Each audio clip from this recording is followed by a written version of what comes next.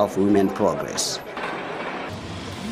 In our society today, there are certain jobs and businesses that are distinctly considered as men's job.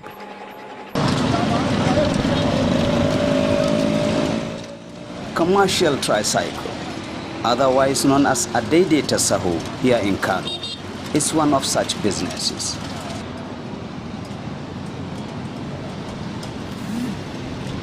However, a married young woman with 2 children, Mary Samuel, is apparently challenging this trend, breaking the barriers, taking full advantage of the business to better her own life. The economic is not really friendly to everyone. We are all in the country and we know what we are facing. So when I saw the opportunity, I decided to tell myself that this thing, I can do it. Many works now, many jobs now, you don't get to have the time and the resource you get on this. So I told myself I can do this. That is what motivates me doing this.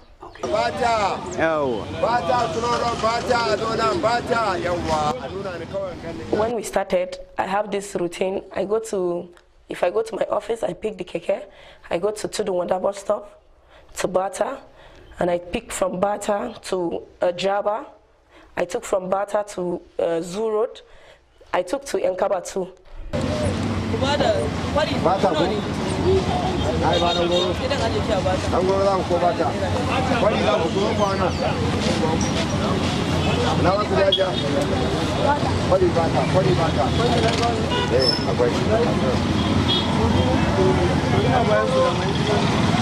It wasn't an easy decision at the beginning, but with the support and encouragement from her husband and loved ones, she said, I can do it.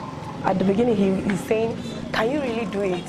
Don't go and start and you'll be shy. If people see you, say, I cannot do it. But I told him, no, I can do it. And he encouraged me, if I can do it, I should push hard, that he knows one day it will be well. Sometimes I do pass and see her on the road. I will like, hi, my friend. I feel so happy. Some of my friends will tell me, I saw that your friend. I would like her. We're very proud of her. Well, all these are coming, but not without some attendant challenges. The children in school, you have works to do at home. Sometimes you'll be driving. After you are tired, you come back home and face home. I think that's the challenge we are facing, but I know we'll overcome that.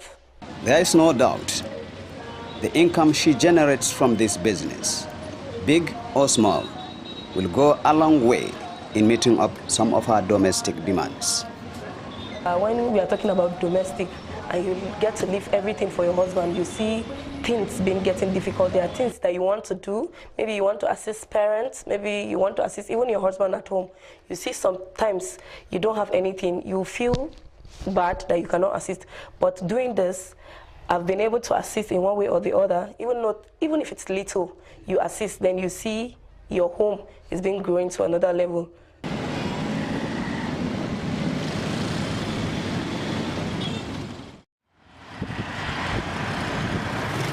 Like in other walks of life, it is possible to develop interest among celebrity artists in the Hausa movie industry. Indeed, these guys interact on location for quite a good period of time, sometimes sleep on location. Sporting one another, therefore, is not a new thing. In some cases, it metamorphoses into deep love relationships and even marriages. It is very usual, like I say. See no reason. It shouldn't be different from any other industry. So long as you are interacting between male and female, you must have passion, you must have interest in one or the other among yourself. In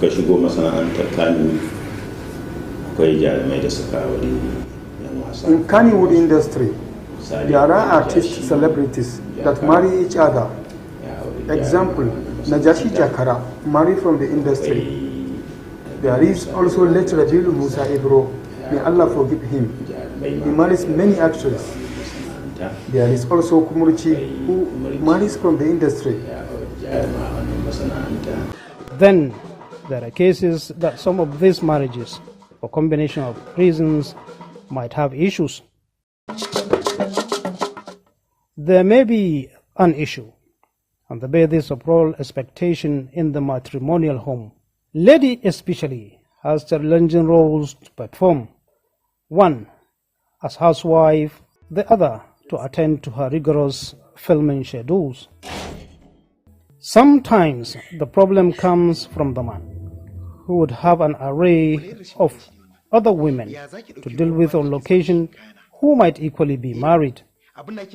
Say for example, there's one lady that got married some 10 or 15 years ago, I remember. They look at each other. There are a lot of gossiping, there are a lot of challenges, there are a lot of expectations that this marriage will not last. Because they know the girl, she's the kind of person that she enjoys entertainment, she enjoys free life. So I don't think that marriage will last. I'm sure it's about 20 years ago. She is still in her matrimonial home. In other times, the source of crisis has to do with command. I am a celebrity and you are. Who is in charge then? One of the couple has to be ready to take orders from another. If either of them insists on his level, there is a problem. That is my opinion. Love relationship before marriage is always one thing. Marriage life is another. They need to understand this. There are a number of issues that need to settle before contracting these marriages, only if they would continue to survive. But sometimes love supersedes any other thing. Before you start talking about marriage, you should sit down and understand each other. If you understand, then I think whatever problem may come in, it could be minor and it is easy to solve. People join the movie industry for different reasons. Some join for money.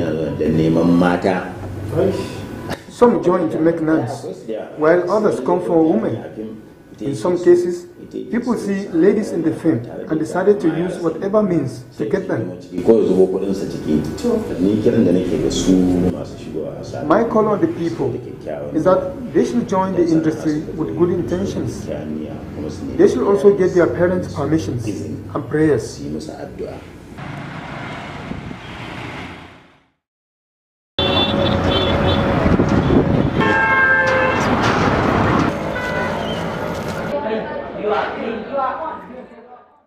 Education is said to be the process of teaching and learning. We are going to differently place. The effectiveness of this process is often evaluated through examination. The purpose of this examination in any learning process is to assess and evaluate individuals for screening, promotion, selection and placement into appropriate positions of responsibility. A child is sent to school to go and learn. And from the day of that learning process starts, there is a purpose. And the end purpose is the exam that we are talking about. And the purpose of that exam is to test the knowledge that has been acquired. In Nigeria, the last few decades have witnessed an alarming rate of increasing incidents of examination malpractice at different learning stages, posing a serious threat to nation building. Many factors are attributed to this worrisome act. Some students engage in exam malpractice due to the high level of laziness. So many students nowadays don't like studying, like they take exam malpractice as a shortcut to success. They just take exam malpractice like a way that they don't have to study, they just use that cheat sheet, or let's say another way to just shortcut or bypass studying to just succeed in the exams. The standard of education is perpetually declining actually. If you go to our classes, the classes are supposed to accommodate 40 students, you see more than 100 students condensed in it. This will not allow for proper class management by the teachers. And this must facilitate cheating among students during examinations. Exam malpractice starts right from our homes, aided by parents who has disallowed school authority to do what needs to be done to prepare these children for what is ahead of them, which is what? Examination. The consequences are also equally, pathetically multiple. The management of various schools, especially the public school, have zero tolerance to examination malpractice. And if it is caught, it is punished. And merely by expelling the students. Most students, after being expelled, are becoming anxious, guilty, shame, all sorts of negative thoughts. Because some students even find it difficult to even get back or enroll into another university. And it's even hard for them, it's even difficult for them to get even a job. As much as we cry about the rate of unemployment in Nigeria, we must also be worried about the caliber of unemployable graduates our educational system is churning out. Large portion of them products of examination malpractice. Through examination malpractice, those who become professionals in such field as health or medical field, engineering, the life of the public is at risk. Because you cannot expect an incompetent person dealing with public life to perform good. He may end up victimizing patients, killing them because of incompetence. The dire emergency we have in the education sector, therefore, calls for serious action. And the problem must be owned by all of us, since it is the factory of our human capital reserve.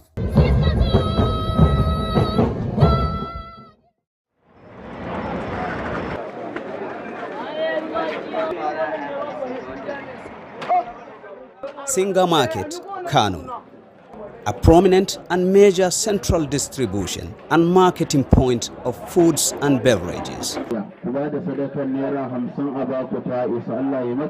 From this market, huge variety of packaged foods and drinks are being distributed to various selling points across the city of Kano, just as hundreds of trucks on daily basis leave the market for neighboring states.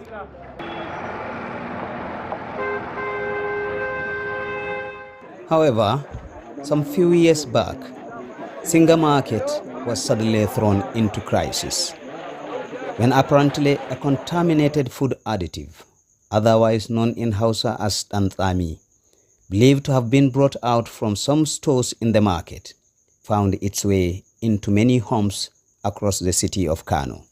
Consumed as an additive to fruit juice and other milk products, the substance left so many people hospitalized.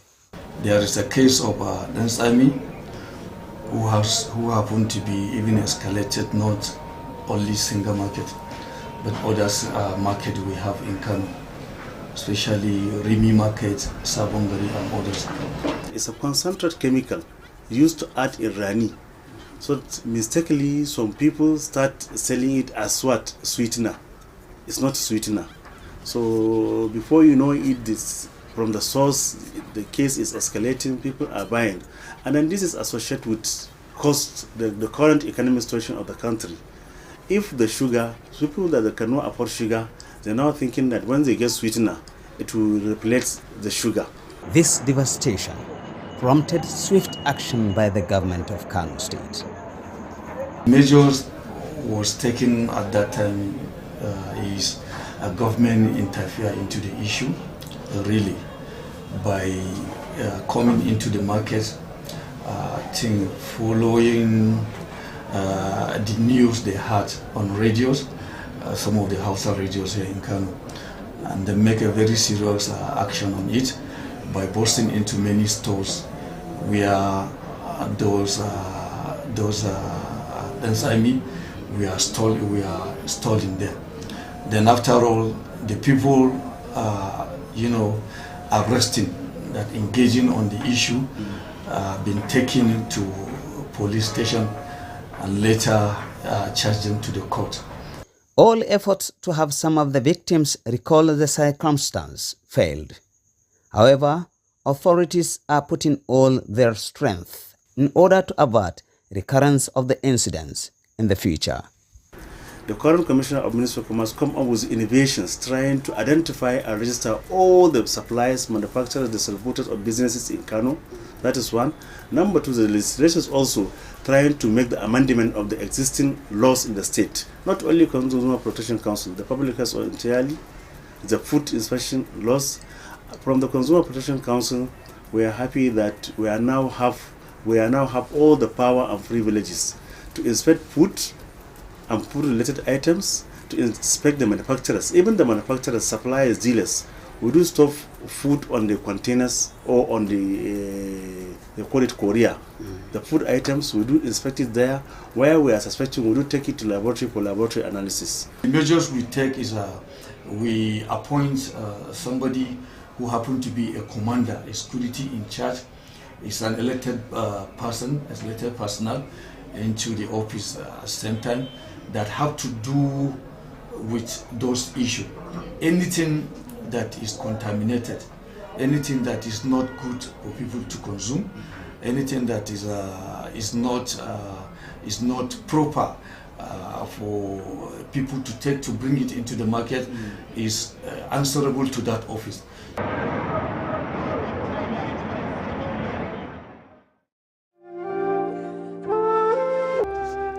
No doubt in recent years, the increase in drug abuse in our society is a major source of concern.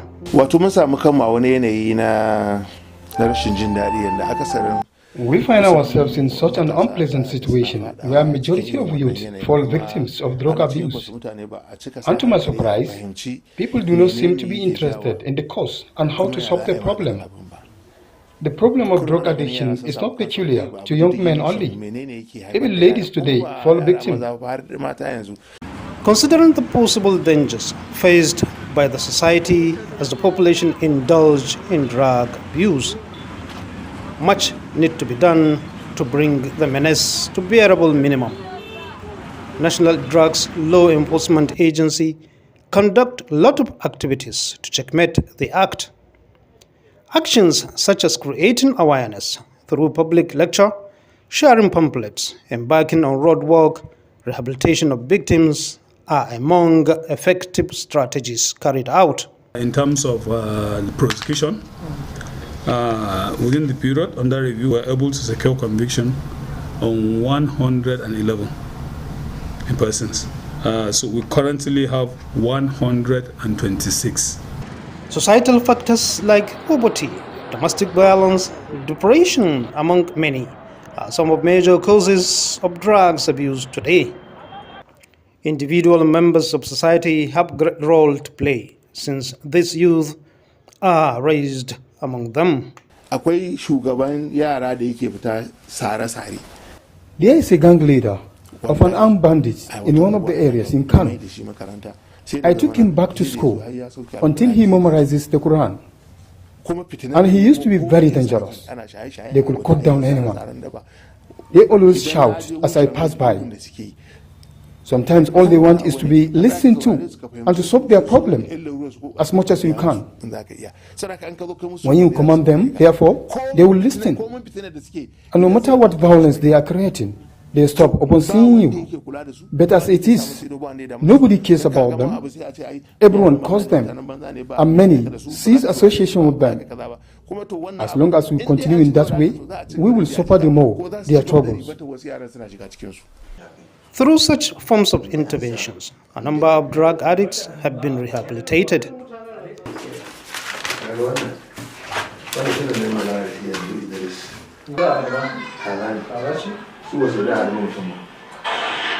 Abubakar Haruna, a young man of an average age, and his friends, who were sometimes into hard drugs, now not only rehabilitated, but fully giving back to society. Indeed now, my life differs a lot from what it was. We have achieved greatly. I am now into 9 years wearing uniform. I was a cadet officer then. We created a lot of troubles. But because of the uniform, we are no more into that. Now, I am in so much love with the uniform to give my contribution to the society.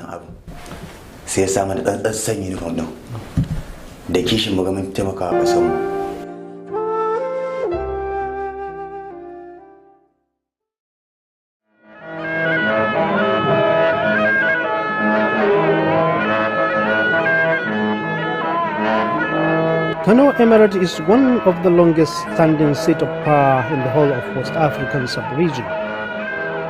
For more than 5 centuries ago, very little has changed as far as rich cultural practices and heritage that everyone here is proud of. Gidan as the household is popularly called, sit on about 10 hectares of land and composed of 8 royal courts in Hausa called Fada. For the first-time visitor to the palace, the traditional designs on the walls will merely connote beauty, but it is much more than that. It connotes many things. It depends on the place. Sometimes it's a history, just like murals on the wall. You will see the sword, the knife, the calabash, this and that, and you see the geometric design, the star. You know, most of the design are out of the star formation, you know, as it is in geometry.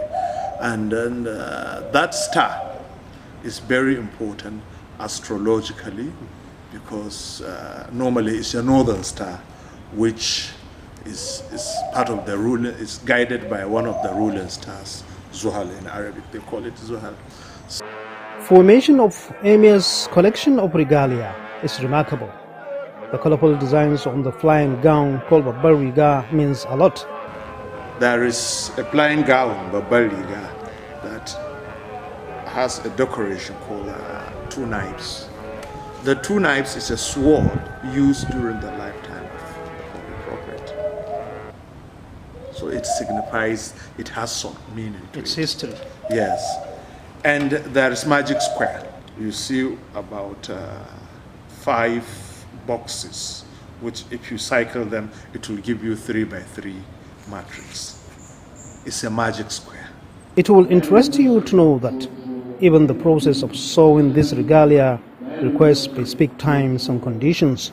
In fact, even the time upon which they will start sewing the gown, they have to consider good time astrologically with sort of incantation or recitation of the verses or the names of Allah. So it is not only for, in fact, it is more for protection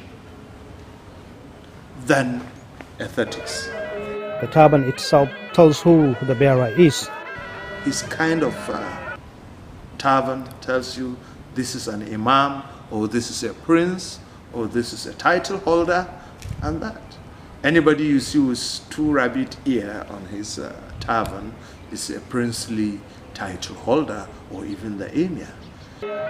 One unique valuable object of culture is a twin spear, which is peculiar to the emir of Kano. It is only the emir that uses the twin spears. He's the only one that wears the ostrich feather shoe. So he's the only one that uses bow and arrow to walk around.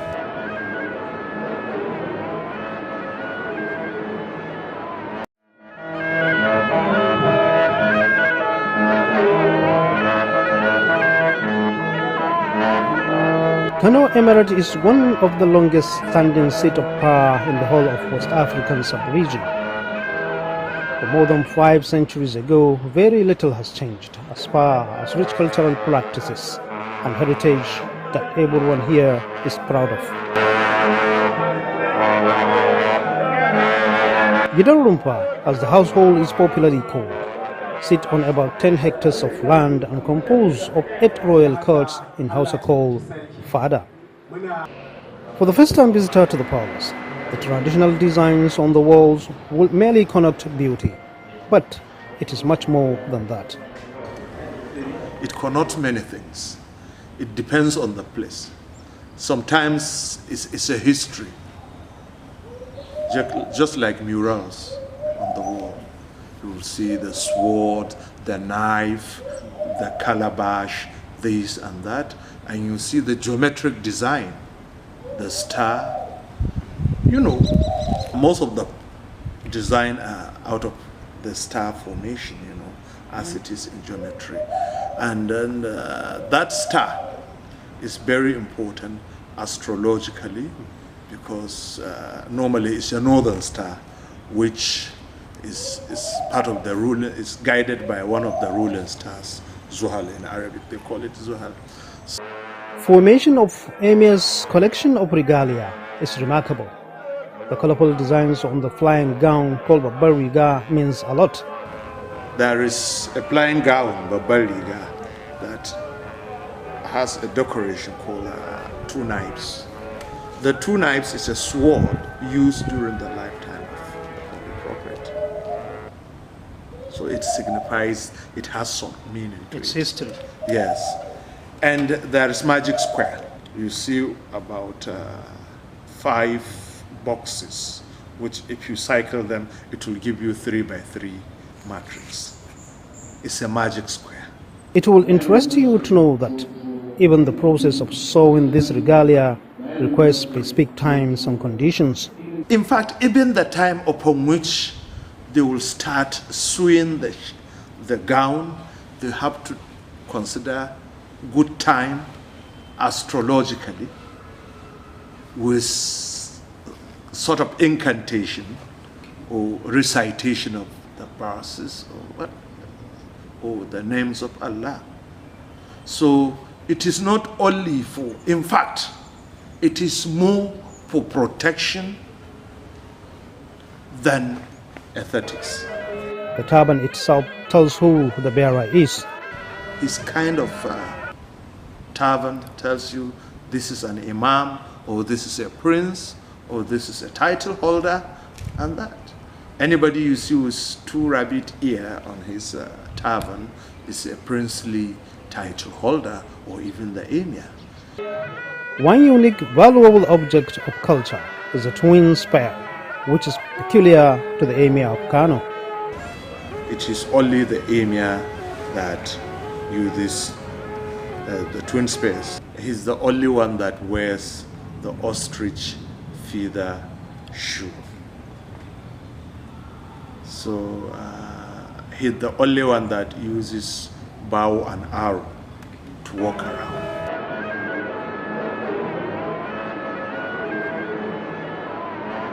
Other symbols such as trumpets and drums are mainly for communication purpose.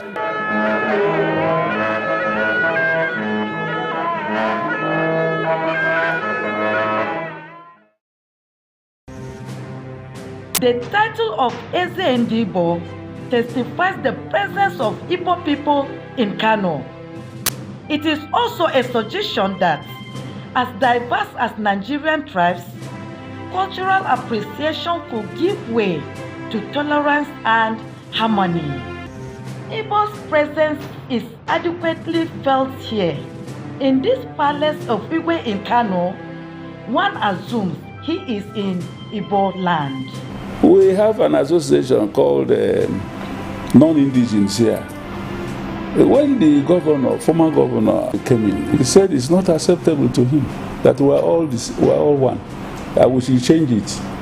That we cannot say we are non-indigenous in Kano, as far as we are Nigerians. And we thought he didn't mean it. Then we now move ahead and change it to ethnic. Specific features makes Igwe's palace uniquely attributed to him. Although there is no regard to particular color, Igwe's regalia are of many types and for different outings and events. In terms of clothes, we celebrate Ofala. That is yearly events, signifying the number of years you have been on the throne. We have a special regalia for that. And occasions also has its own. Then having meetings with your cabinet members also has its own. If you are a Igwe, your cap will be different from a chief. It cannot be the same with chief because it's the Igwe, the Eze that crowns chiefs. That's why you see red caps of so many Igbo indigenes who are prominent Igbo men. The seats, specially made for Igwe, bear symbol of lions, beautifully decorated to indicate being a warrior. Initially, before you become a king, you must be a conqueror. And a lion is you know what lion means. So for somebody to sit on this type of seats, he's a warrior. In most occasions, Igwe is noticed as holding a staff as a symbol of authority. I have the bigger one. Those ones are there. But those are the things to confirm that you are. But if you look at my picture there, you will see it, the one I'm standing with. That is the staff of office. We have our tradition in the East, which we are representing here. And for us being the Ezes outside Igbo land, is to let our people, our children, know of our culture, because so many Igbos were outside. A visit to this palace, beads treatment on Igwe's neck, is obviously among the aesthetics royal items that grace every visitor.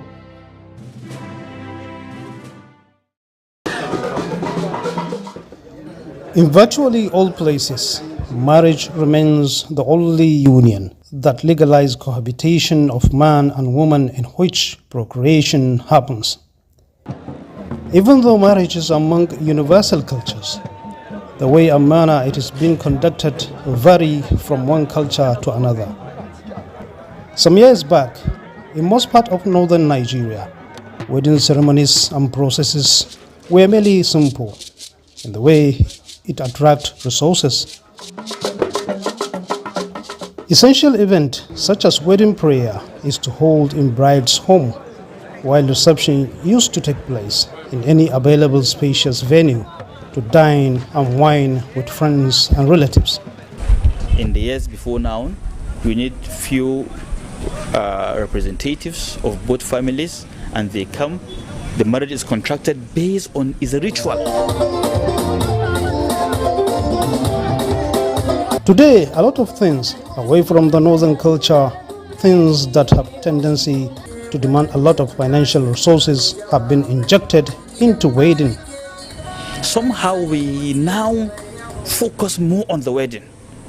Before the marriage, you have the mother's night. I don't know if there's the father's night. I know there's the Arabian night. I know there is a lot of activities. Bachelor's night, bachelor's eve, sprints, a lot of them. Wallahi, a lot. And it's burden. You need the hall, you need refreshment, you need to organize, you need to manage a lot of people, and a lot of monies go.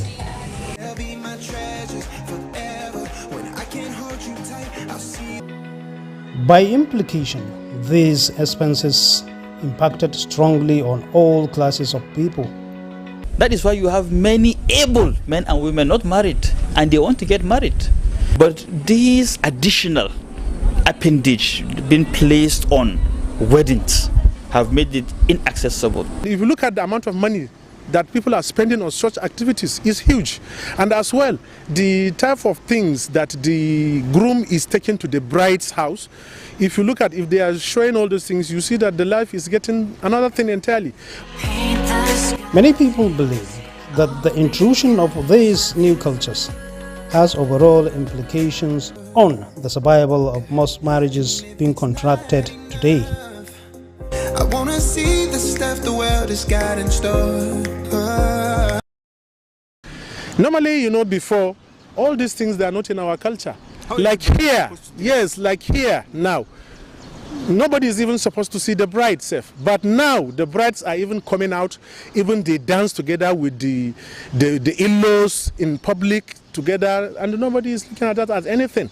Understand? And even wearing a wedding gown, which is not part of our culture. If care is not taken, even before the marriage is being contracted, by the time of this leafy and what have you, you see some frictions will begin to show themselves, either among the couples or among the parents of the couples, or sometimes even the combination of both.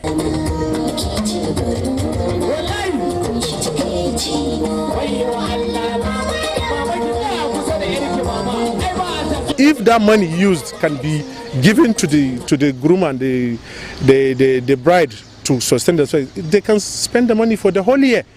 All these unnecessarily additions to weddings, let's push them aside. Let's look at the quality. Let's look at the probability to be matched.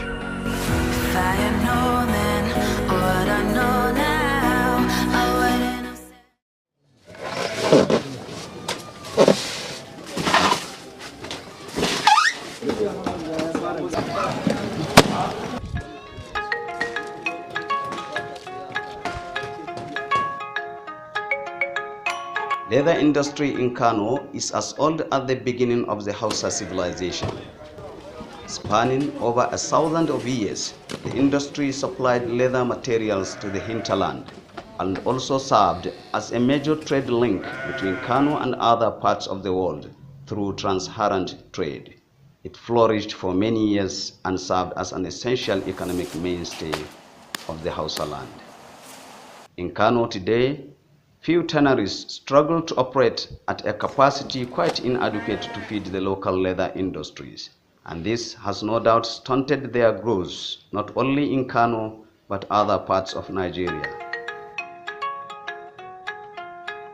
This is Majema local leather industry or traditional leather industry in Kofar Wambai area of the city of Kano.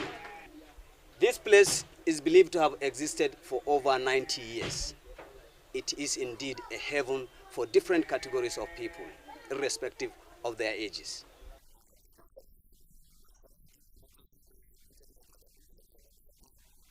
We grew up into the business of tanning, which we inherited from our forefathers.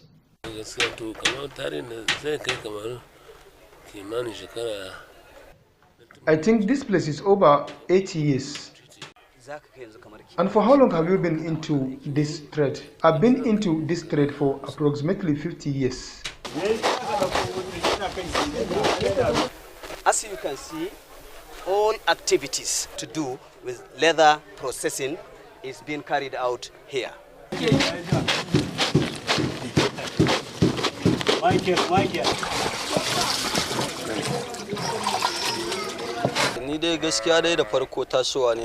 I happen to see myself in this trade. My parents and their parents were also in the occupation. At least, I have spent over 15 years working here. I tanned a specific leather called tundra, a skin of python, just like this one.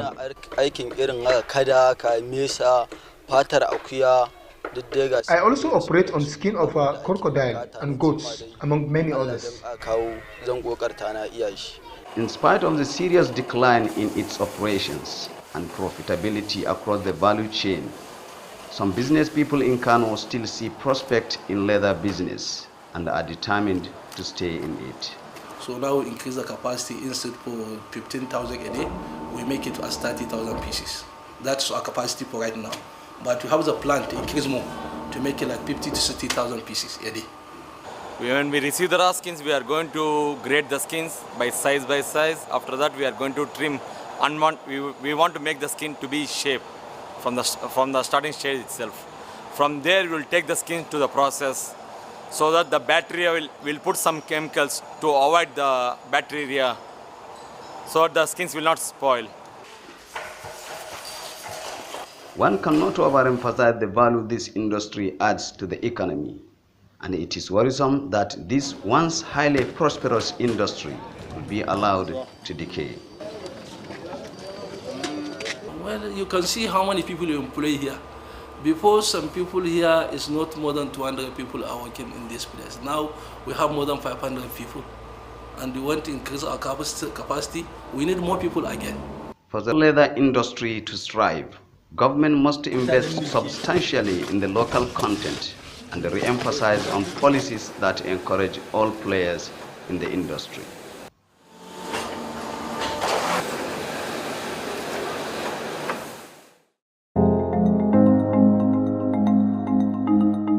In our societies today, many marriage relationships are unstable. Increasingly, a lot of crises are being experienced in many married homes due to a number of reasons.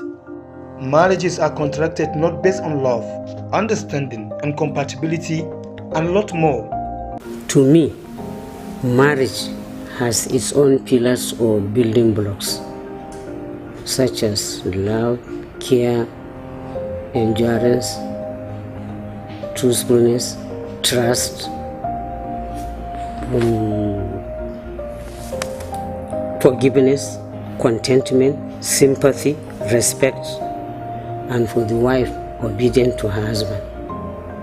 But nowadays it's not like that. You are expected when you come together to live in peace, to live in happiness, to have joy, and also to have the gift of recreation, and also to live your lives until the end of time. But many people just take the issue of marriage casually, and once you don't attach that importance it deserves, then that is going to be a problem. Our elders don't even know themselves, but they respected each other. When they say you are going to marry that person, they even were even too shy to even go to their quarters or even just pass through their ways. But today, that modesty has gone. Other marriages are not stable simply because the partners could not agree to a dialogue between themselves. However, each stands firm to his contradicting points.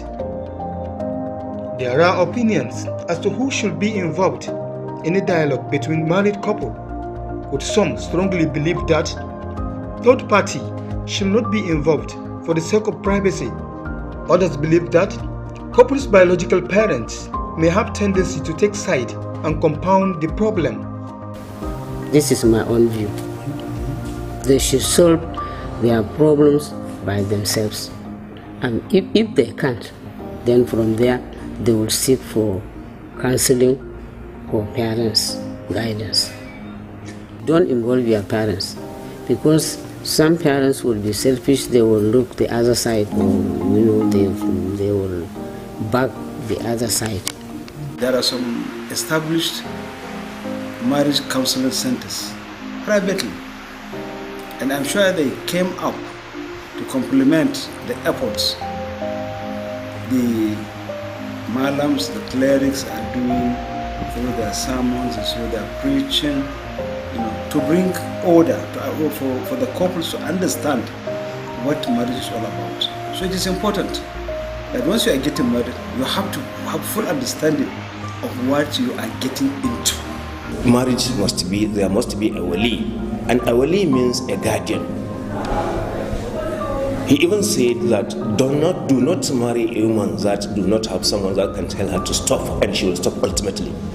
Uncles that are at least a little bigger than the father, someone who can listen to his voice, someone who can listen to what he says is really a command.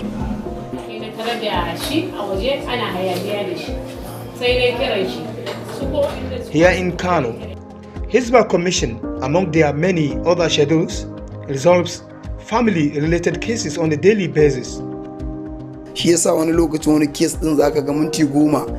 That is why sometimes a case that should be tackled in 10 minutes at home extends beyond that, because the couple married without getting to know each other's attitude. I tend to blame the parents the more, because they do not give them proper training. It is of the belief that respect for each other, understanding, readiness to accept weaknesses of each other should be among other virtues to consider since at the courtship level. As they begin to build their marital life also, couples need to remain together in the interest of their offsprings. During an award night in 2021 Workers' Day in Kano, the then Governor Dr. Abdullahi Umar Ganduje approved the increase in retirement age of teachers to 65 years. This he does in response to federal government's similar gesture. In Nigeria, people want more years, isn't it? You know why they ask for more years? Because life here is very difficult. If you can survive here, you can survive anywhere. I don't blame them.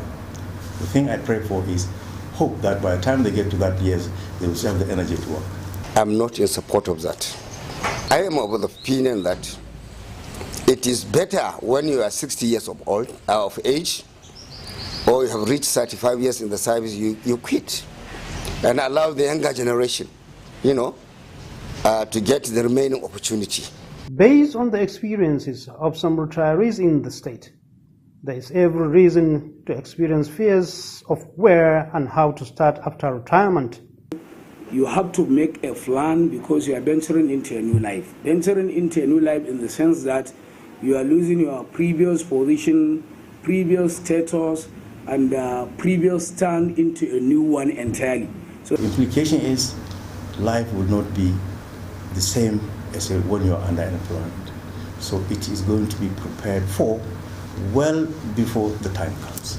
Issues such as I don't have capital, I don't have idea of any business, and lots more keep disturbing many people that are at the verge of retirement.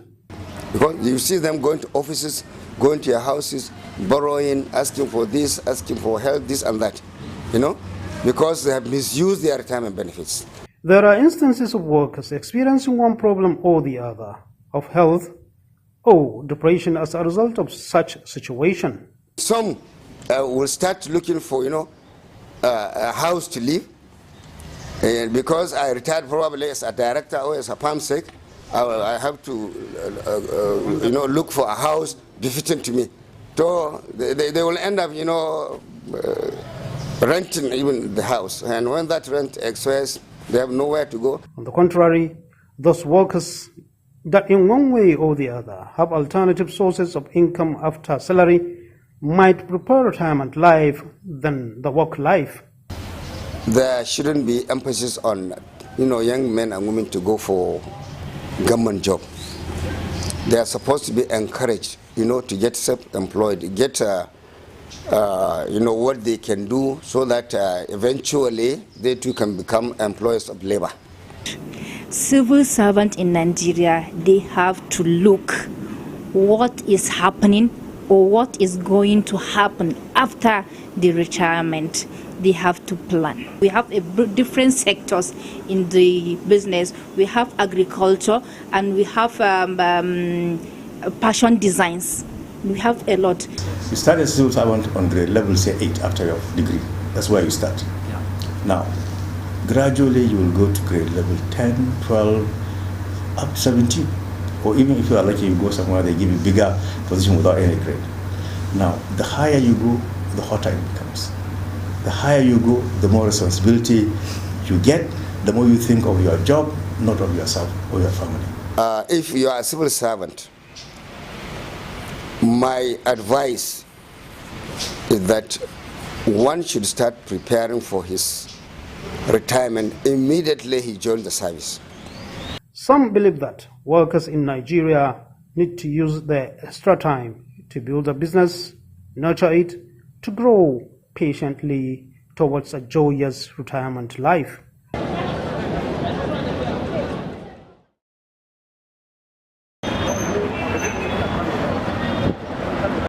The Nigerian employment market is changing rapidly, with heavy reliance now on talents and skills. Some of the more prominent ones are bricklaying and tiling, especially with the boom in the building industry and modernization of same. Sadi Musa is a bricklayer engaged in the business of building. We caught him at sight in the process of doing his business. He gave us a background on how he learned the skill and how he applies it. I started this work 20 to 25 years ago. I started odd jobs where I met my mentor. He is late now. He took me under his wing, and I started as a laborer, where you mix cement and give bricklayer to lay blocks. I decided since I am earning from this occupation, I should learn it, so that as I am working for my boss, others will work for me also. I put my mind to it and learn the skills up to where I am today. We are still benefiting from it. Another aspect in building is convenience and beautification of the properties. Tiling is one of such, and a specialized skill at that. Abubakar Adamu, a tiler, educates us on how he learned his skill and how he applies it. We learn tiling work by having interest and putting our minds to it. While learning, there are challenges. Your boss will give you tasks. Some you like them, and some you didn't. One will do them if he wants to learn the occupation. Our choice was to learn the skills and not how much money you will make. I did not inherit the skills, but I liked the work and I wanted to learn. In the first place, you will be taught how to measure meters. If you learn that, you can be sent to measure meters anywhere. To measure tiles, if you measure 10 meters, you will make it 11 to 12 meters. Some tiles are not up to a meter. Also, some are already broken in the carton. I have been up to 10 years in this profession. I mentored many. Degrees are important, but so are skills and talents. They allow you to interpret and manifest what your education has taught you.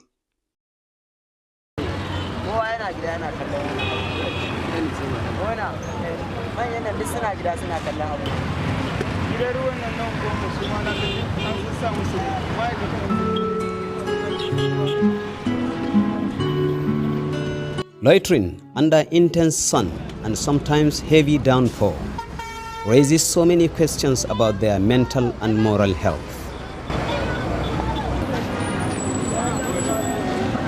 These children, within the range of going to school age, are seen at different strategic junctions in Kano, dashing between moving vehicles, displaying various goods.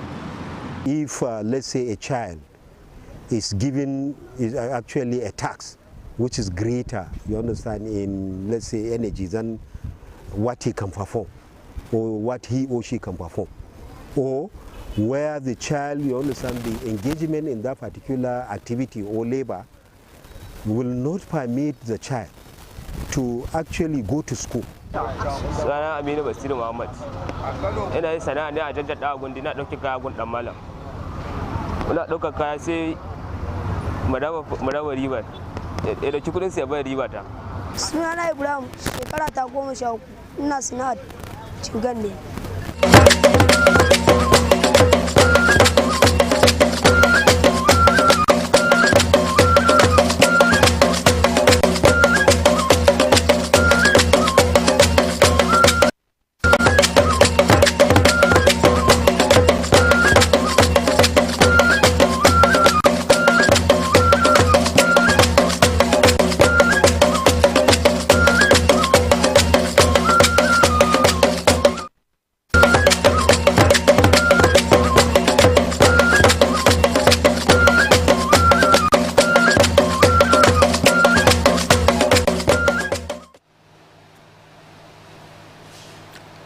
Jama'a assalamu alaikum, barkanmu da sake kasancewa a cikin shirin Idon Basira, shirin da bisa al'ada a kowane mako muke kawo muku tattaunawa da manyan baki game da al'amuran da suka shafi al'umma gaba daya.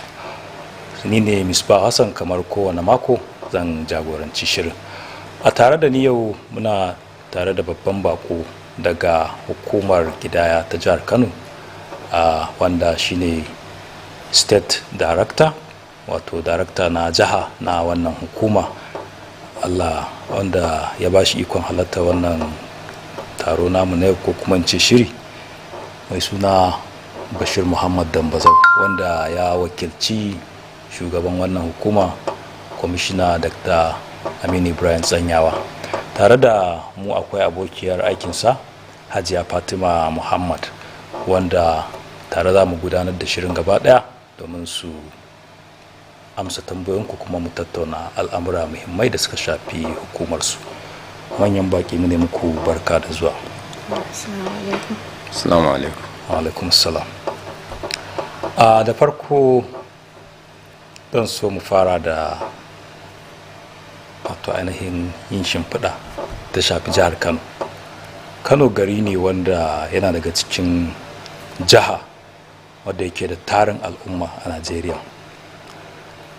Duba da yawan jama'a jihar Kano, hasashenku da bayanai da kuke yanzu da shi da ƙididdiga da ya shafi jihar Kano, shin mutanen Kano za su kai adadi nawa? Sannan al'ummar Kanon karuwa suke yi ko kuma raguwa suke? Duk da ba za a ce suna raguwa ba, amma ya yanayin karuwa, ana samun karuwar al'umma sosai ko kuma yaya? A'udhu billahi minash shaitanir rajim. Bismillahir rahmanir rahim. Kaban da mai gabatarwa ya gabatar, sunana Muhammad Bashir Dambazo, ni ne State Director na hukumar Kidaya ta jihar Kano. Tare da ni akwai abokiyar aiki na Fatima Muhammad Bashir, wadda ita ce shugabar sashen rijista haihuwa da mutuwa da kuma ƙididdiga na wannan hukuma ta Kano. So kamar yadda tambaya ta gabata, sanin adadin al'ummar da suke ƙasar Kano da kewayenta bisa ƙididdiga da aka yi da kuma a sakamako na ƙidaya wanda ya wuce ta hijira 1900 a hijira ta 2006, wadda iya Kano kawai ana da sama da mutum miliyan 20. To a takaice ina so ne wata shimfiɗa kafin na amsa ita wata tambayar. Ita hukumar ƙidaya tana yin ƙidaya duk bayan shekara 10. Ita wannan ƙidaya shine alƙibla na hukumar ko ƙasar Najeriya wadda take ba da ƙididdiga na yawan al'ummar Najeriya. A bisa sakamako na 2006, kamar yadda na faɗa, kafatanin al'ummar Najeriya an sami sama da miliyan 160. Yanzu ana kiyasin sama da miliyan 200 da wani abu adadin mutanen Najeriya gaba daya. To mun shekara kusan sama da 10 ba a yi kidaya ba, kusan shekara 20 kenan. To yanzu population estimation din shine kididdiga al'umma din ya karu sama da wannan. Akwai alkalima da United Nations suke bayarwa wadda ake karawa, wanda shine ake ce masa population projection, ake yin estimation duk bayan wasu lokuta ake kara 0.33 shine 0.33%. Wannan hasashe ne wanda ake bayarwa, wanda yake bayar da population estimation. Duba da rijista haihuwa da mutuwa da ake yi on daily basis, wadda tana da wajen mataki guda 3. Na farko, priority na hukumar shine tana yin rijistarin din yara sabuwar haihuwa zuwa shekara 5 shine major priority wanda damar ragowar shekarun akwai su. Zan kuma akwai irin kamar daga 5 din nan zuwa misali 17 zuwa 18 kafin munzalin balaga. Zan akwai kuma bayan balaga din irin daga 18 zuwa sama. So kaga su ma nan da alƙalima ne wanda ake sanin ƙididdiga al'ummar jama'a ta ɓangaren ƙidaya. Sai kuma mutuwa, ita ma mutuwa akan yi abin nan ɗauki bayanan mamaci da dalilan da ya sa ya mutu, watan cause of days. Shi wannan ana yi ne for planning purposes or health issues a kan harkar lafiya, watan menene ya kashe mamacin. Is it wani epidemic, wata annoba ce wadda ta taso, ko kuma wasu cututtuka ne wanda gwamnati za ta iya bayar da tallafi ko taimako na kiwon lafiya jama'a. Sai in dawo kan tambayar ka kai tsaye.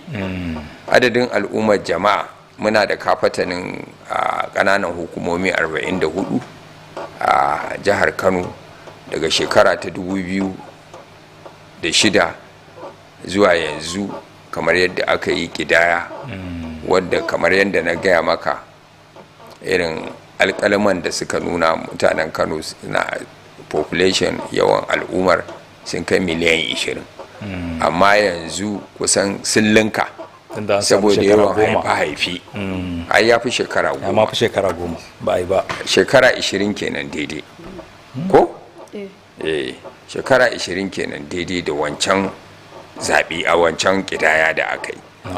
To kaga wannan alƙalima da ake bayarwa ɗin wannan 0.33% ɗin wannan for international standard as a yardstick, wata mizani kenan da ita a United Nations ta bayar wajen koda ba a yi ƙidaya ba, tunda ana yin rijista haihuwa da mutuwa on daily basis na ƙananan yara. Yanzu misali wajen da za ka yadda da ni, yanzu kamar kai a matsayinka misali na mutumin Kano, za ka iya auren, saboda addininka ya sahale maka ka auri mace ɗaya har izuwa 4. To insha Allahu daga wannan shekara 2006 zuwa yanzu, idan ya Allah ya albarkaci gidanka, za ma ka iya haifan mutum 20 sosai. Kowace mace gross rate irin bazir abin nan, sorry, fertility rate irin albinda Allah ya albarkace ta na, sai ka gani cewa a cikin wannan shekara 20 din watakila ta haifar maka 'ya'ya 10 ko mafi kankanta 5. To idan ka tara su da mata 4 za ka gani a gidan naka daban abin nan nawa ka samu. To wa'annan su ne abubuwan da kuma irin ana yawan samun auratayya nan irin ta samari da 'yan mata daga kan shekara 20 da wani abu ma za ka ga an yi wa namiji aure 28 kusan 30, macen ma daga 17 18 19 duk za a iya mata aure. To yawan wannan haifa-haifa irin abin nan growth rate din shine ake ƙara wannan alƙalima din da yake sawa abin yake ɗagawa, da ake samun watan daily registration of vital statistics na ƙananan yara. So wannan shine dan takaitaccen bayani na abin da ka tambaya. So duba da cewar an ɗauki tsawon shekara 20 ba a yi wannan kidaya ba, yanzu dai sai dai a yi ta hasashe a ce sun karu sosai. Gaskiya ne. Yawwa, so ko akwai lokacin da za a gudanar da kidaya nan kusa? Sosai kuwa. Ita wannan hukuma a shirye take tsaf ta gama. Ita gwamnati ba ta mutuwa kamar yadda kowa ya sani. A gwamnatin da ta gabata mun zo dab da saura kwana 2 mu fara wani abu da ake ce masa step down training a local government, wanda shine last stage na ƙarshe da za a yi wannan training na yara enumerators, watan wanda za su shiga gida-gida domin su ƙidaya kafatanin al'umma.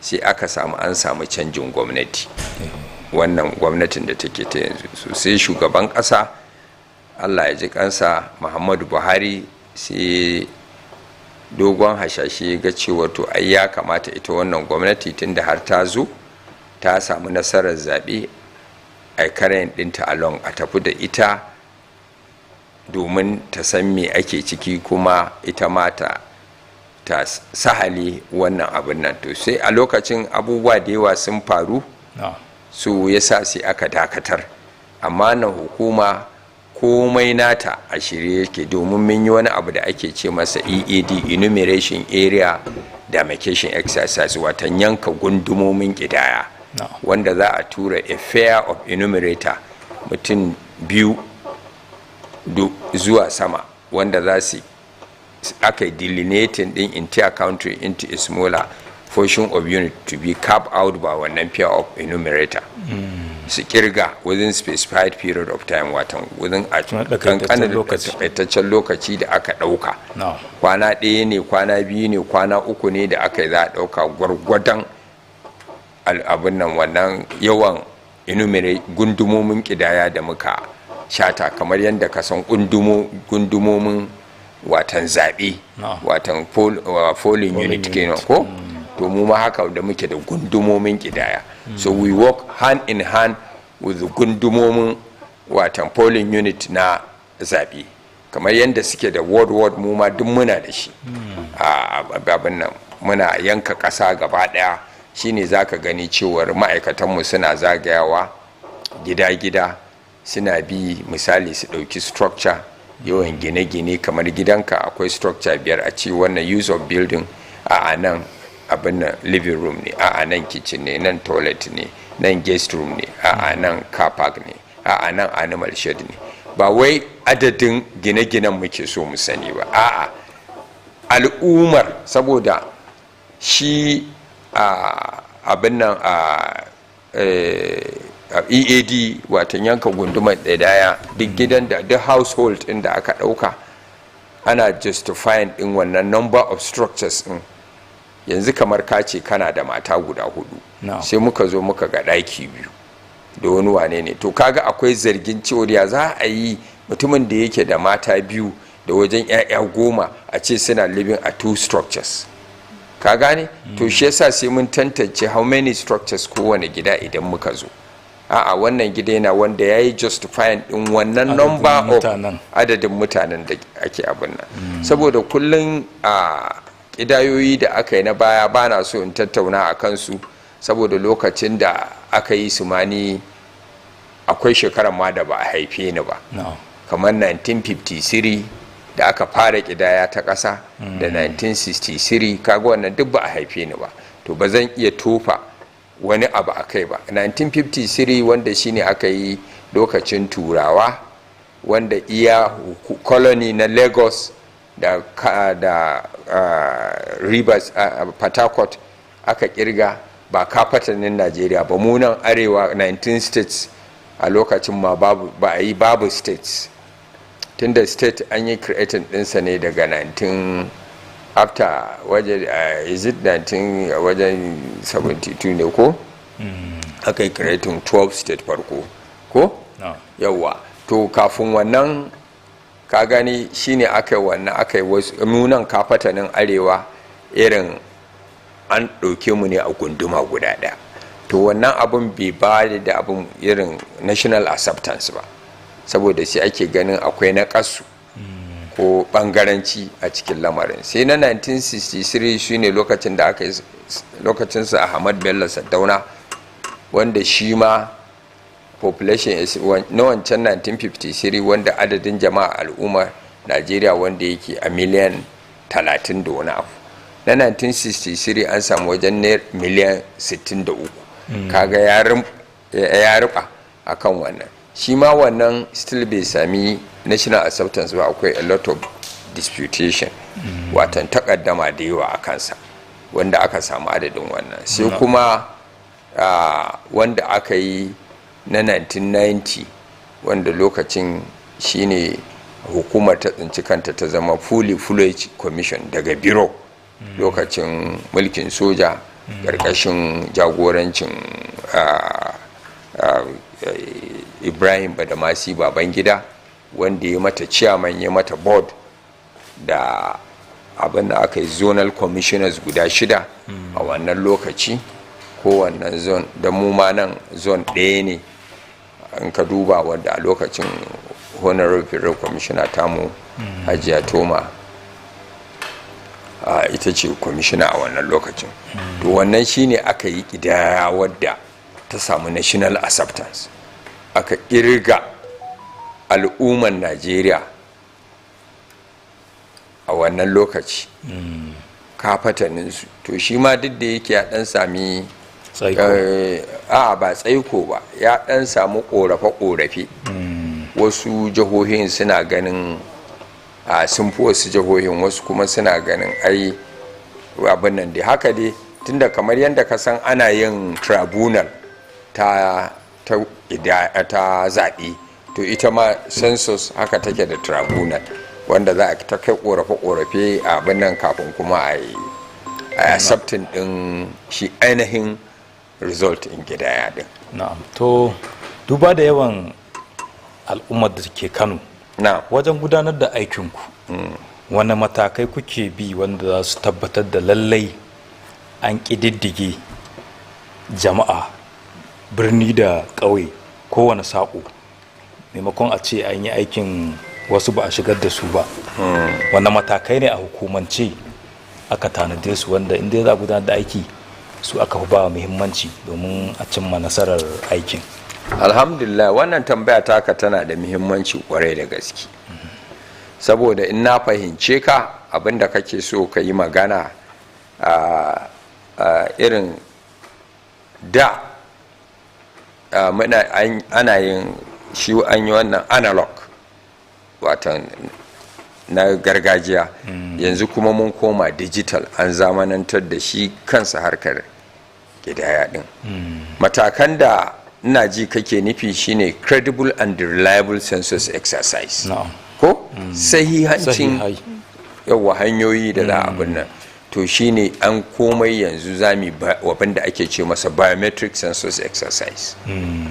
Shine ma abin da ya kawo tsaikon wannan, a tafi da gwamnatin ta san me ake ciki, saboda biometric census exercise shine hatton printing na mutum da capturing na live picture na duk gidan da household din da aka ji.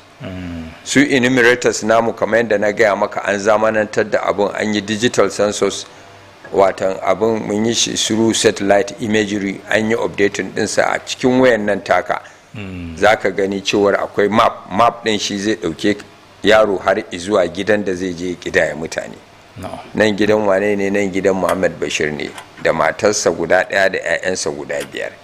Zai buɗa, zai ga imagery din, zai ga wannan structure din da ne maka bayani gidan a baya, zai ga wannan number of buildings din da na gaya maka, zai ga living room din, zai ga kitchen, zai ga store, zai ga animal shed din, zai ga wannan wanda ya justifying din wannan adadin.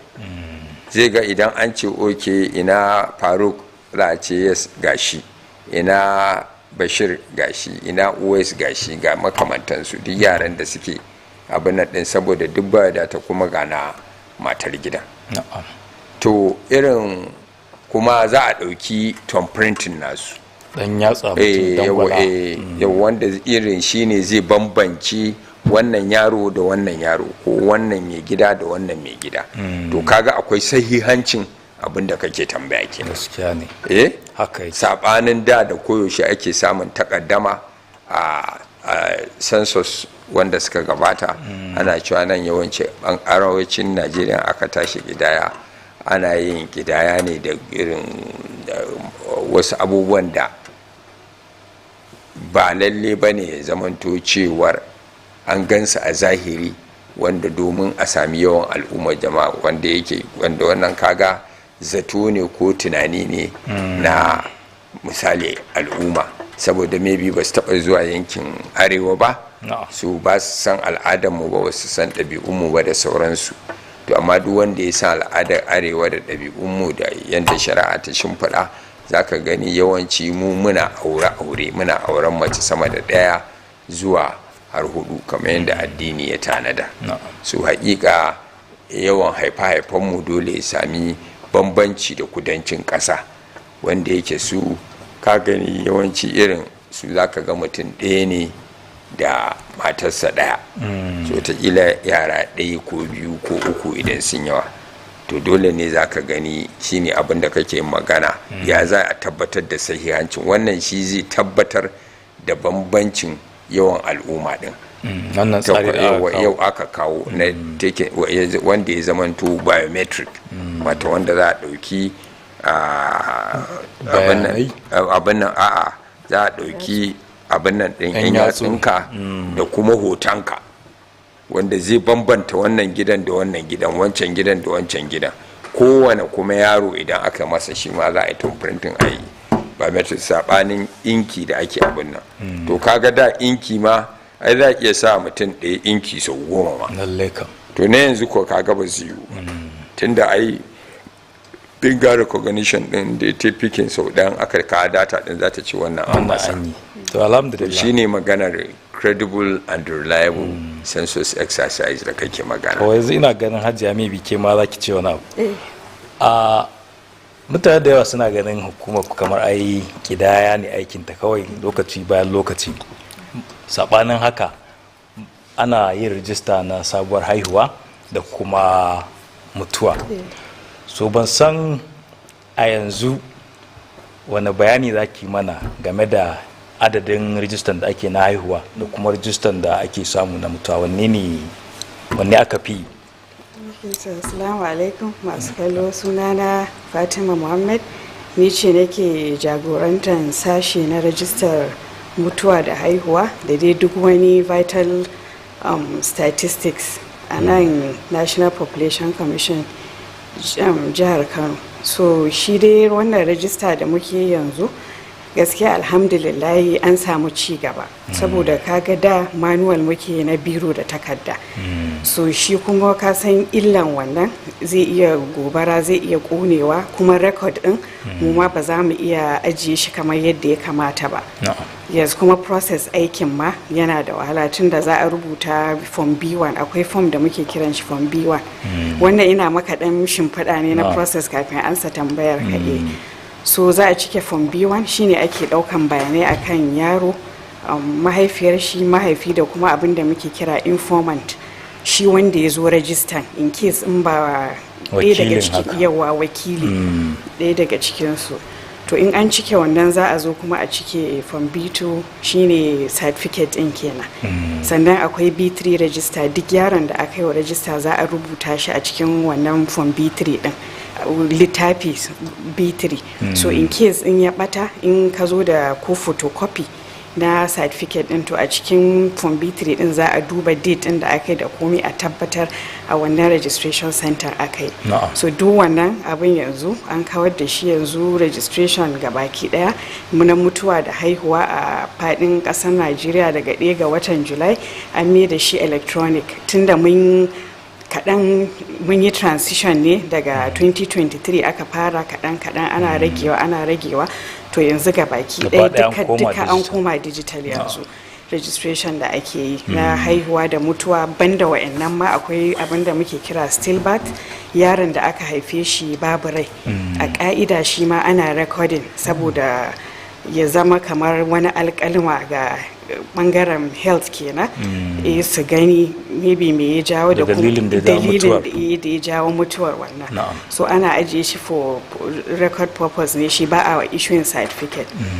So shi wannan rajista ta haihuwa ta zamani na yanzu, in za a yi shi ana buƙatar nin number ko na uwa ko na uba ko shi wakilin iyaye yara da suka zo rajista. Sannan kuma wani abun farin ciki da masu kallo za su ji shine duk takardar haihuwa yanzu wannan ta zamani in aka yi ta yana fitowa da nin number. Yaro zai kaga zai ta samu moriya biyu, akwai takardar haihuwa sannan kuma akwai nin number. To a gurin ku ake nin din kenan da za a haɗa. Akwai collaboration ne tsakanin NIMSI da National Population Commission. So duk yaron da aka yi wa zai je NIMSI saba wannan register, so za a samu validation sai a yi generating nin number. Za a generating nin number wa wannan yaron. So kaga an samu ci gaba, ba wai ka yi takardar haihuwa sai ka sake zuwa NIMSI ka je ka yi nin number ba. So kawai abinda iyaye za su rika yi, in yaro ya shekara 16 za su je NIMSI office abinda ake kira migration.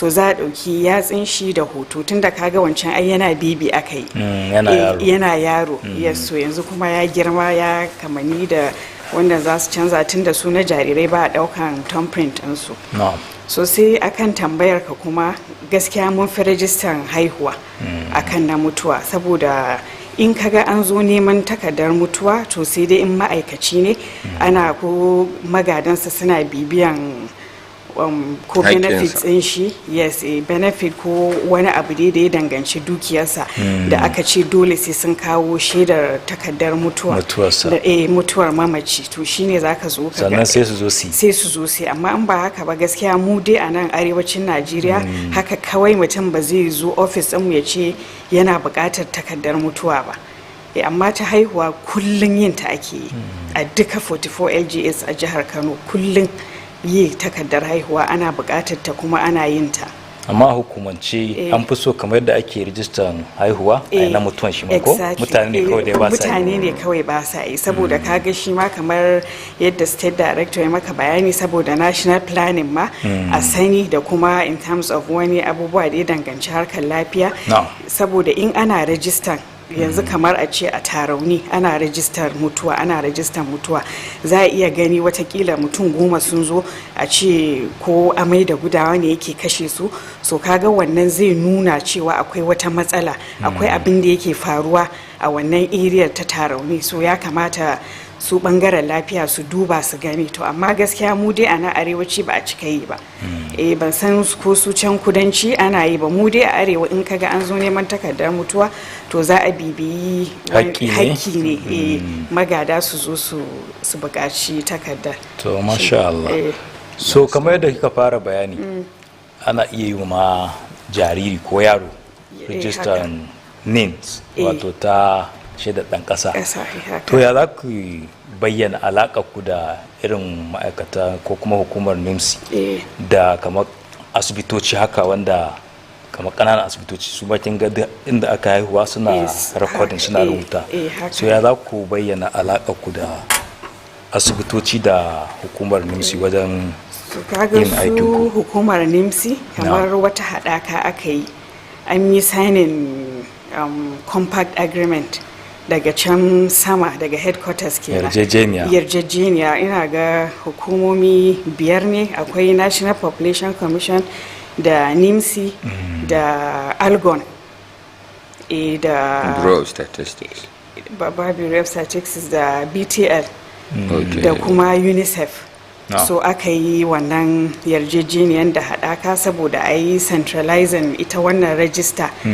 specifically ma ta haihuwa saboda a yi centralizing kowane agency wannan 5 in kowane yana da nashi rawan da yake takawa kaga mu kamar mu ne muke ba da wannan takardar mandate mu ne dama register mutuwa da haihuwa yes su kuma Algon su kuma za su yi supporting ɗinmu ne a local government a kowace gunduma da take karamar hukuma za su ba mu ma'aikata da za mu yi aiki da su saboda yanzu kaga mu registrars ɗinmu na National Population Commission a health facility wato a asibitoci suke aiki to su kuma local government taimakon da suka mana da suka bada wayannan ma'aikata su kuma za su yi a community ne kamar a ce a kofar gidan mai unguwa a kofar gidan dagaci yadda duk wata haihuwa da aka yi su kaga kafin rajistaran NPC ya sani shi ward register Algon ward focal person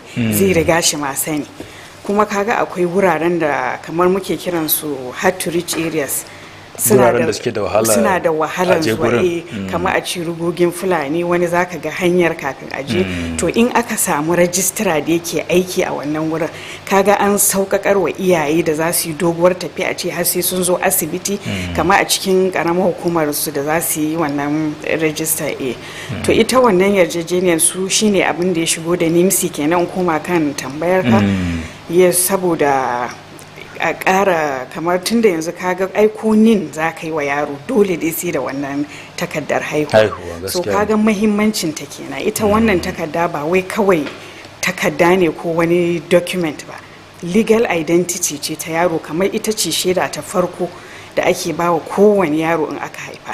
Hakkin yaro ne, hakkin ɗa ne iyaye su tabbatar a yi mishi wannan, saboda shi zai ba shi dama ya samu abubuwan more rayuwa kamar su asibiti, ilimi da dai komi, kuma kaga ƙasa za ta san da zaman wannan yaron. To duk ɗan da ba a yi rajistarsa ba kaga kamar ba a san da shi ba kenan, tunda muna da dashboard da kowane yaro aka yi rajistansa duk details ɗinsa yanzu da aka zamanantar da shi kenan, ba kamar da ake shigarwa a littafi ba. To shi wannan app ɗin da muke amfani da shi wurin rajistar sunan shi Vital Reg. So da shi ne rajistorin mu suke amfani suke rajista. Da an shiga ciki an sa bayan za a ga komai. To shi amfanin nin yanzu kamar in iyaye suka zo da nin numban su, tunda shi wannan rajistan ta zamani kamar yadda na gaya maka a baya ba a iya yin ta dole sai da nin numba ko na uwa ko uba ko wakilin iyayen yaro. So da an sa nin numban duk wani details na wannan iyayen yaran za su fito, sunansu ne, unguwarsu ne, shekarunsu, komi da komi. So kaga shi ma an ƙara sauƙaƙe iyayen aikin kenan ta ɓangaren bayanai na uwa da uba. Sun an tashi na wurin yaro za a ciki. So wannan ita haɗaka an yi ta ne, an yi signing ne, agreement ne aka yi shi, yarjejeniya tun daga can sama aka yi tsakanin. Akwai alaƙa dai mai ƙarfi. Akwai alaƙa mai ƙarfi sosai gaskiya tsakanin su kuma na lafiya. Su duk yawanci manyan asibitoci akwai rajistarorin mu a ciki, suna aiki, suna rajistar haihuwa a wurin. So sukan duba ran da ake immunization, kaga nan ma iyayen za su kawo yara to su je ana allura, su kuma suna ba da takardar haihuwa da duk wani kuma activity da health za su yi. Gaskiya su ma suna involving ɗinmu, su ma muna da alaƙa mai ƙarfi tsakaninmu da ɓangaren lafiya. To alhamdulillah, duk da cewar gashi kuna yunkurin zamanantar da ayyukanku hanyar kawo sauye-sauye da koma digital wato fasahar zamani, har yanzu akwai mutanen da yawa an ka tambaye su maganar rijista ga su ba sa tunawa da ma rijistar haihuwa sai in za su kai yaran su makaranta ko kuma wani abu dai ya taso haka sannan ma za su tuna. Gaskiya ne. To ko da ka samar da wannan ci gaba na fasahar zamani kamar da kai bayani, har yanzu akwai kalubale na mutanen da ba sa zuwa su yi rijistar. To ban san yaya kuke yi ko kuma wani matakai kuke bi wajen magance irin wannan kalubale. To mun kan yi kamar abin da muke kira advocacy da kuma akwai social mobilization. Wannan shi kuma aikin da wannan social mobilization da advocacy inda muke haɗaka ce da UNICEF. Su kuma su ne suke supporting ɗinmu da wannan activities din in ya taso. So shi yawanci yadda muke in za a yi social mobilization kamar za a ware duka local government din, kowane local karamar hukuma za a sa ranar da za a je mata. To za a gaya wa chairman, za a gaya wa hakimi, shi kuma ya tara dagatansa da masu unguwanni da limamai da wanzamai da kuma duk dai wani mai ruwa da tsaki a al'umma. Kaga da har da su wanza su ungozoma da su WDC duk za a tattara mana su. Sai a zo sai a haɗu a musu bayani a ce gashi an samu canji kaza ga abin da za ku yi, ga abin da ake bukata. In kamar yanzu kaga wannan sabon rajistan yadda na gaya maka sai da nin number duk za a ƙara wayar musu da kai kuma a gaya musu muhimmancin wannan takarda da kuma ba wai sai bukata ta tashi ba da za su yi. To muna yi sannan kuma muna abin da ake kira birth registration campaign da community outreach wanda kamar yanzu a karamar hukumomi duk inda za a nemi kamar inda na gaya maka inda yake da wahalan zuwa, inda ba za su kafin su taho cikin gari ko cikin birni su zo su yi rajista zai ba su wahala. To ana yin wannan gangamin ma, haɗu a je da rajistarori duk a gaya musu gashi za ku tara yara, rajistarori daga hukumar gida za su zo rana kaza za su yi wa 'ya'yanku rajista. To duk muna yin wannan. Gaskiya muna da kyakkyawan alaka da masarauta ma sosai, suna taimaka mana wurin aikinmu. To shi kuma yanzu abinda iyaye za su fuskanta shine yanzu ne amfanin yin rajista wa yaro zai musu amfani, saboda duk yaron da ya haura shekara 5 yanzu ba kyauta ba ne ba, da kaga daga haihuwa zuwa shekara 17 duk kyauta ake musu rajista. Sai daga 18 shine ake biyan kuɗi. To amma yanzu duk yaron da ya shekara 5 zuwa sama akwai kuɗi da ake caji naira 570 ake caji, amma yaron da yake ƙasa da shekara 5 kyauta har yanzu kyauta ake sai daga 18 zuwa sama 15,000. So kaga ko don wannan ma yanzu iyaye za su tashi tsaye su tabbatar cewa sun yi wa 'ya'yansu wannan takardar haihuwa. Gaskiya ne, tunda har zuwa shekara 5 kyauta ne. Kyauta ne. Ba ko cika da zaka ba, kawai ɗau yaron ka kaji. Kawai ka ɗau yaron ka kaji. To shi yasa ake encouraging, ake karfafa musu gwiwa su tabbatar sun yi wa yaran, tunda kaga gaba ba mu san nawa zai zama ba. Tunda da 2,000 ne da naira 30 lokaci ɗaya kuɗin ya ƙaru. So kaga ana bari gaba ba mu san ya abin zai zama ba. So yanzu dama ce da duk iyaye da suke da yara ƙasa da shekara 5 su tabbatar sun musu rajistar haihuwa. To alhamdulillah, a masu kallon mu kuna tare da shirin Idon Basira daga nan tashar Nta Kano. Kamar yadda kuke sauraro, muna tattaunawa ne da wakilai ko in ce shugabanni daga hukumar ƙidaya ta jihar Kano. Kamar yadda muka saba wannan shiri muna ba da damar kiran waya a zuwa ƙarshen shirin. Wayar tamu kamar kullum kuka duba akwatin wayar ku ita ce 081 45 44 85 20 81 081 45 44 85 20.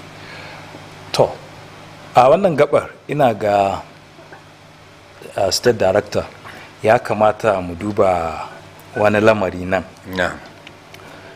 Duk lokacin da ake maganar ƙidaya a Najeriya, mutane za ka ga suna yi wa abin wani kallo, ana alakanta shi da siyasa ko wata manufa, kama a ce ai ana so a ƙididdige mutane ne domin gwamnati ta yi kaza ko kaza, wanda mutane suna ganin abin su a tunaninsu in ta san adadinsu maybe za ta yi wani abu, za ta iya cutar da su ko makamancin haka. To a hukumance kowane yunkuri kuke yi wajen ganin cewar an sami karbuwa da kuma me zan ce ne amana da yarjejeniya tsakaninku da fahimta tsakaninku da al'umma da shugabannin al'umma, masu unguwanni da sarakuna, kamar da dukkan bayani kuna aiki tare da su domin tabbatar da cewar mutane duk sanda aka ce an yi ƙidaya ga kuma sakamakon da aka yi za su amince da wannan, sannan kuma su yi masu kyakkyawar fahimta. To alhamdulillah, a gurguje zan yi ya karamar shimfiɗa minti ɗaya sannan in zo in amsa tambayar ta ka kai tsaye. Na farko ita hukumar ƙidaya kundin tsarin mulki na Najeriya ya sahale mata ta yi ƙidaya ta jama'a, watan shine national head count. Sannan kuma ta tattara bayanai na alƙaliman al'umma, watan shine wannan vital statistics, kamar yadda na mutuwa, haihuwa, bari da sauransu domin harkar lafiya. Sannan kuma ta yi sobe, sannan kuma ta bayar da shawara akan socio-economic development, saboda sai ka san al'ummarka sannan za ka iya mata wani tsari wanda ya shafi lafiya, ilimi, makamantansu. Saboda yanzu kamar kai a matsayinka na mai gida, idan baka san adadin mutanen da suke cin abinci a gidanka ba, za ka ma iya kawo buhun shinkafa yau matarka ta ce gobe ya kare. So sai ka san adadin wanda suke cin abinci a gidanka. To gwamnati ba yanda za a yi ta wani planning ba tare da sanin ainihin adadin al'ummarta ba.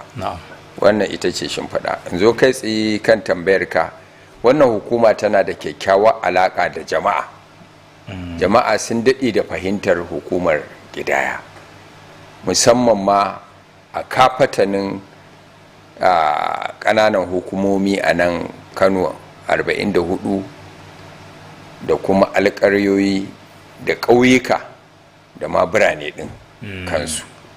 Koyaushe alhamdulillahi muna samun gudunmuwa daga musamman daga gwamnati tare da masarauta wajen ba mu haɗin kai duk sanda muka zo yin wani aiki namu kamar yadda ta faɗa irin kamar advocacy gangamin wayar da kai mutane su fito su karɓi wannan abu hannu biyu alhamdulillah mutane suna fito su karɓa kuma suna kawo yaran kuma kamar yadda duk bayananta ya gabata cewar mun samu haɗaka da hukumar shaidar katin ɗan ƙasa yaro zai samu national identity da kuma takardar haihuwa wadda ita ce watan legal right ɗinsa watan har ƙarshen rayuwarsa in passport yake nema international passport ne in a sa makaranta ne in a aiki ne in wannan data ɗin tana nan tun daga farkon haihuwarsa da only sun sai dai in ya kai munzalin baligi zai ji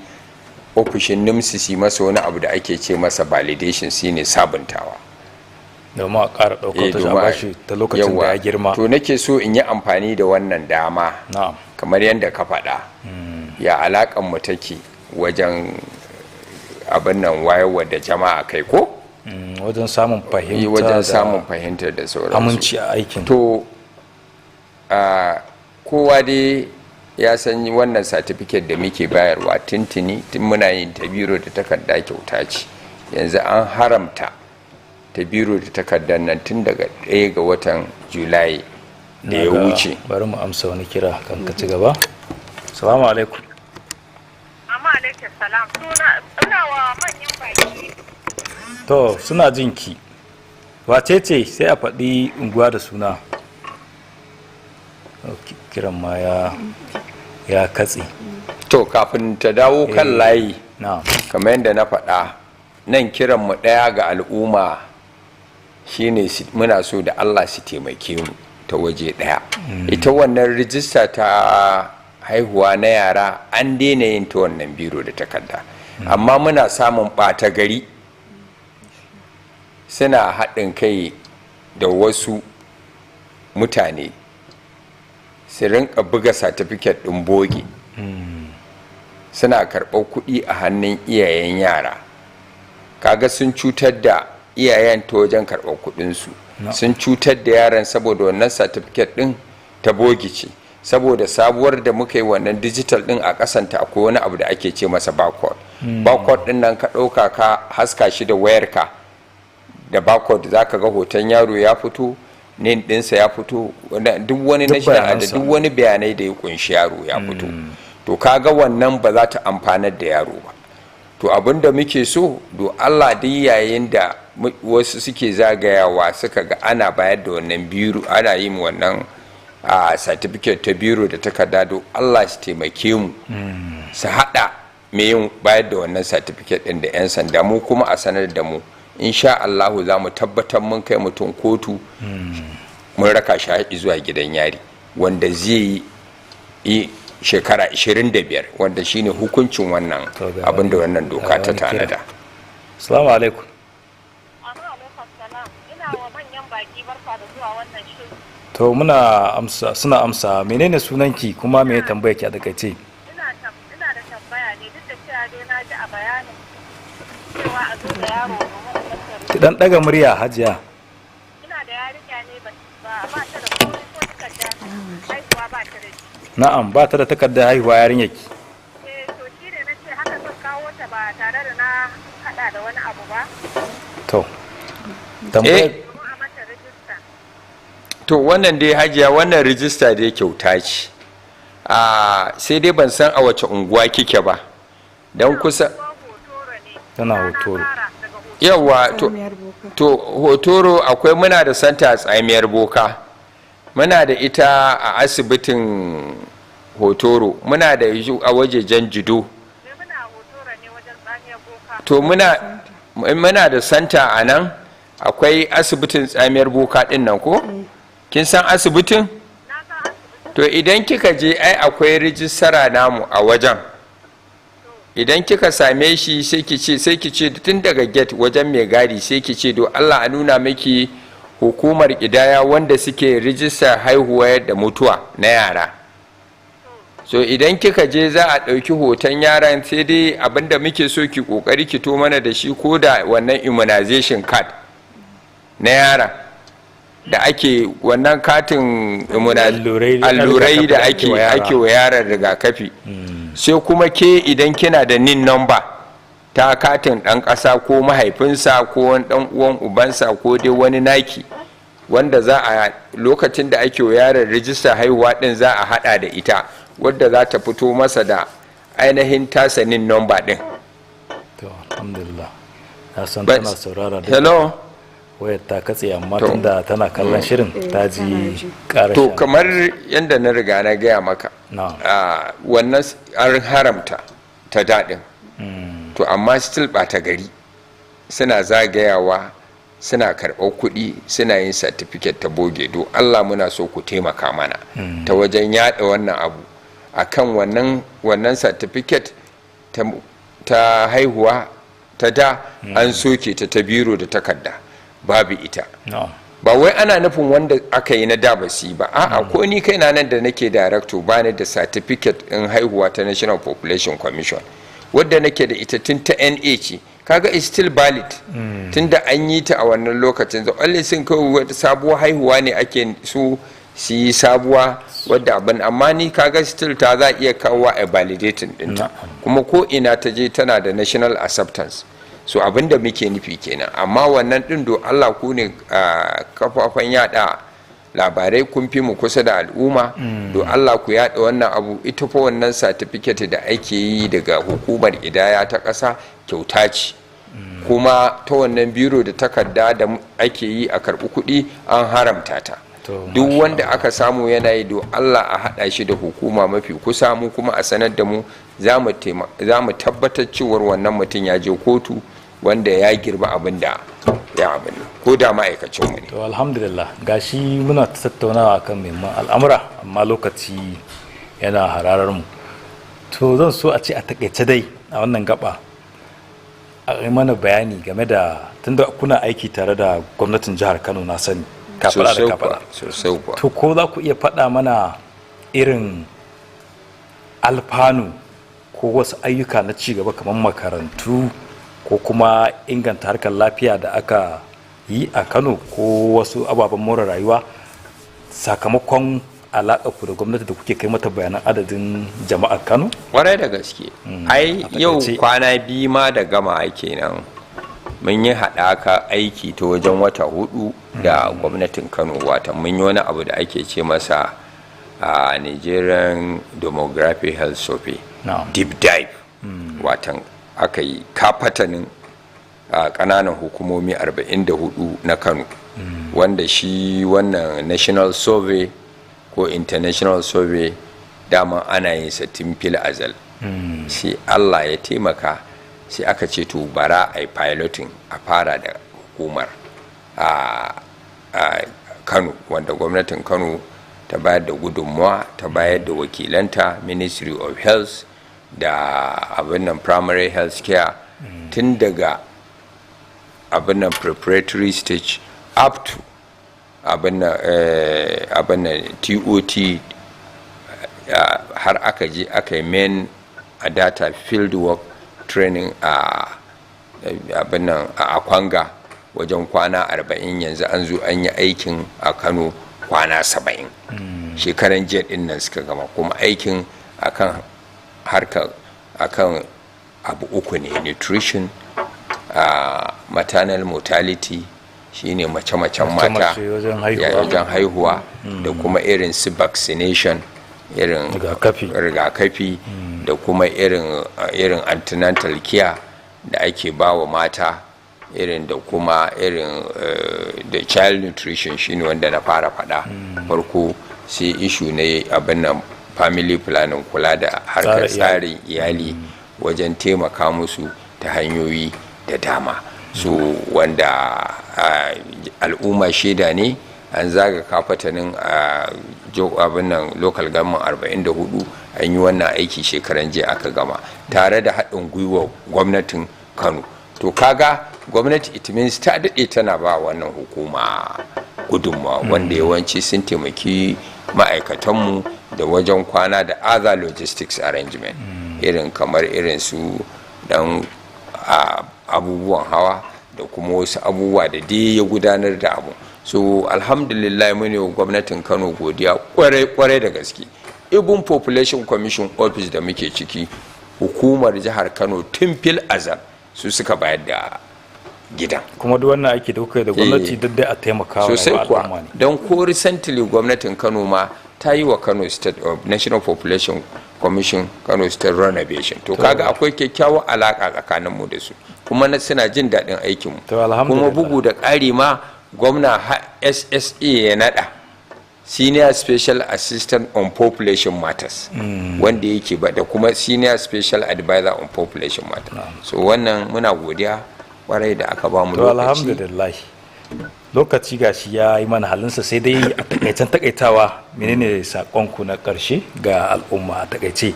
To sakonmu na karshe ga al'umma muna ko al'ummar jihar Kano kafatu ne a fatan alheri, kuma muna tabbatar musu da cewa Allah da wannan gwamnati mai ci a yanzu za ta yi kidaya domin ta tantance ta sahale al'ummar ƙasa gaba ɗaya har na jihar Kano, wanda wannan sakamako zai zo da gagarumin ci gaba ta harkar ilimi, lafiya da kayan more rayuwa. So mune wa al'umma godiya da haɗin kai da suke bamu, sai dai muna so da Allah shi daɗa jajircewa wajen daƙile wannan rijistar karɓar kuɗi ta boge ta biro da takarda, ba gaskiya ba ce, ba zahiri ba ce, su guje ta kuma su kyamance ta. Muna godiya kwarai da gaske, Allah saka da alheri. To mu ma muna godiya Alhaji Bashir Muhammad Dambazau da Hajiya Fatima Muhammad. Allah ya mai da ku lafiya. To masu kallon mu a wannan gaba muka zo ƙarshen shirin mu na Idon Basira. Allah ya sada mu da alkhairi, sai wani makon.